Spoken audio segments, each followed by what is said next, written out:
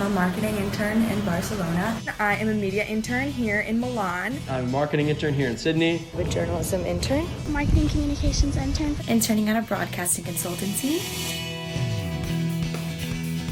I work at the Florence newspaper. I started out just doing marketing, and now I've been writing articles and interviewing people and doing research. I work for a social media management platform. My boss and I were doing all the sales, the marketing, the platform management, the prospecting. This is where we record, pre-record, as well as do live shows for Dublin City FM 103.2. We're testing out this rental service. We'll go to different restaurants, different companies, and we'll do reviews about them.